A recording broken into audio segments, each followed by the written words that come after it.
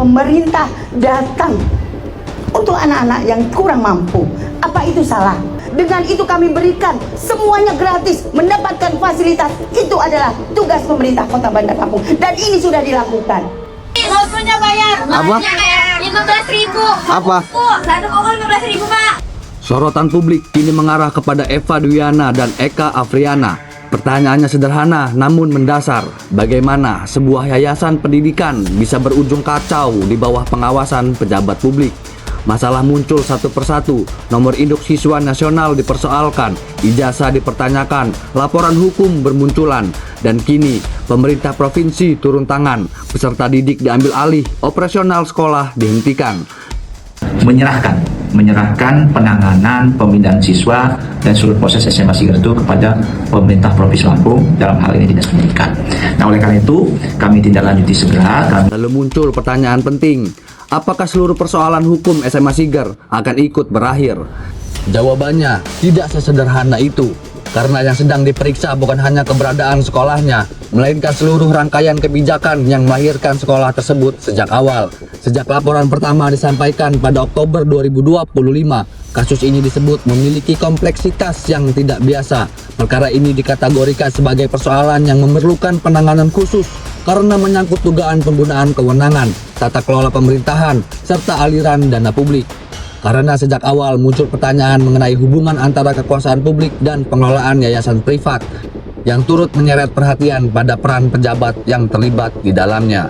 Sorotan tersebut semakin menguat setelah Jimli Asidik menyinggung potensi konflik kepentingan dalam wawancara pada Maret 2026. Ia menegaskan bahwa keterlibatan pejabat publik atau pihak yang memiliki kedekatan dengan kekuasaan dalam pengelolaan yayasan yang menerima dana negara berpotensi menimbulkan benturan kepentingan.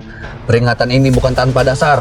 Dalam negara hukum, setiap kebijakan yang menggunakan APBD harus bebas dari konflik kepentingan. Setiap rupiah uang rakyat wajib dipertanggungjawabkan. Dan setiap pejabat publik harus menjaga batas tegas antara kewenangan negara dan kepentingan privat. Kasus ini semakin berkembang ketika Kementerian Hak Asasi Manusia turut memberikan perhatian. Natalius Pigai memerintahkan verifikasi terhadap persoalan yang dialami peserta didik. Hasil verifikasi kantor wilayah HAM Lampung menemukan adanya persoalan terkait hak anak, khususnya dalam memperoleh NISN dan ijazah. Ini bukan lagi sekadar masalah administrasi, ini menyangkut hak dasar anak untuk mendapatkan pendidikan yang layak dan pengakuan resmi atas proses belajar mereka.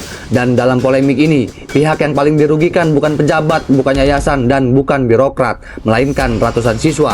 Siswa yang seharusnya fokus belajar dan meraih masa depan justru terdampak oleh kekacauan kebijakan.